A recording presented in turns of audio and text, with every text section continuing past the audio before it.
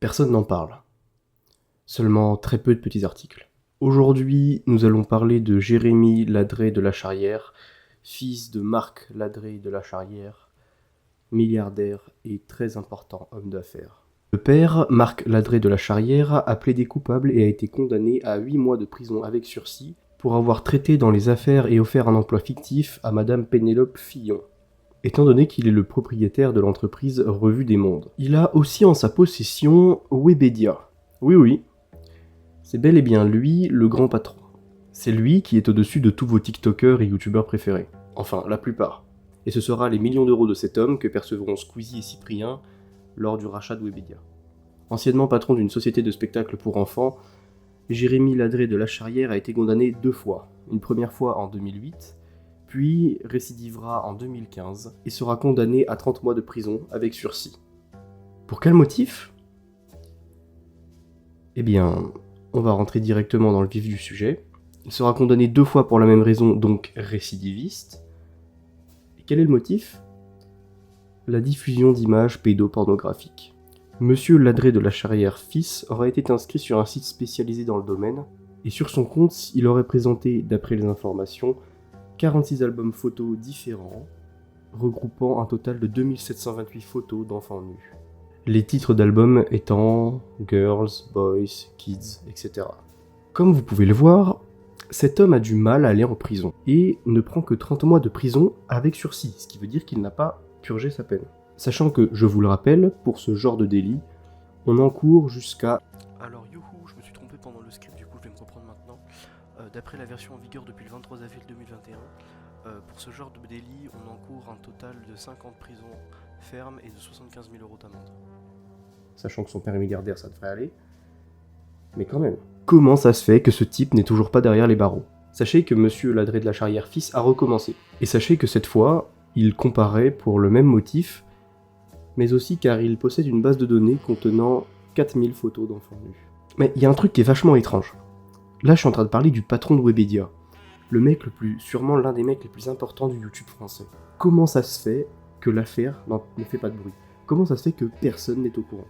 On parle du milliardaire qui est au-dessus de tous nos youtubeurs favoris, enfin la plupart, et les victimes, l'acte en lui-même est très grave. On parle d'agression à caractère sexuel sur des enfants qui sont pris en photo après. Enfin, bref, vraiment un truc grave quoi. Mais ni l'AFP, c'est l'agence France Presse qui publie l'agenda judiciaire, ni l'association de la presse ne semblent être au courant. Pourquoi ? Enfin, comment c'est possible ? Eh bien, c'est parce qu'une dénommée Mimi s'est personnellement occupée de cette affaire. Michèle Marchand, de son surnom Mimi, est une femme très très importante dans le monde de la presse. Elle possède une agence de presse nommée Best Image. Elle n'est pas très connue par nous, le peuple. Mais sachez que, pour l'exemple, c'est elle qui est chargée de protéger l'image de Monsieur Macron et de la Première Dame. Autant vous dire qu'elle pèse beaucoup. Elle serait en quelque sorte celle qui sait tout sur les puissants, ce que les politiques cachent, ce que l'on saura bientôt, ce que l'on saura dans 10 ans et ce que l'on ne saura jamais.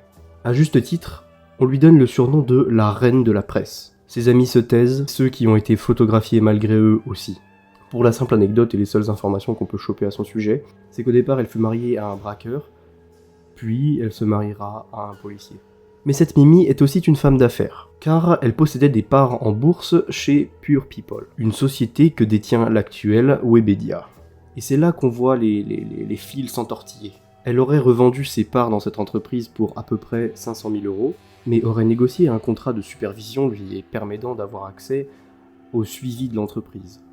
Et c'est là qu'elle aurait rencontré Marc Ladré. Sachez que monsieur Ladré de la Charrière, père, refusera la première convocation de parution devant le tribunal pour les affaires de son fils.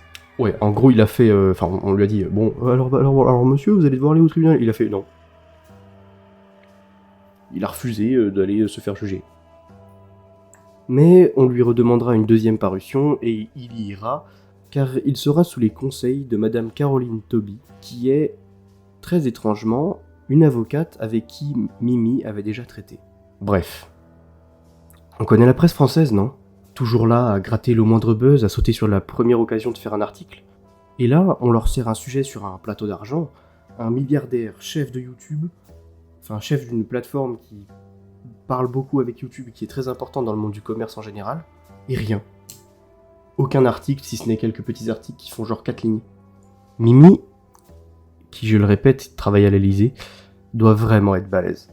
Mais pourquoi les boîtes de presse se taisent en fait? Parce qu'on leur a versé quelques millions pour qu'ils ne disent pas un mot? Ou bien parce que Mimi possède des informations sur les grands dirigeants de ces entreprises de presse et qu'il ne vaudrait mieux pas les dévoiler? I told you.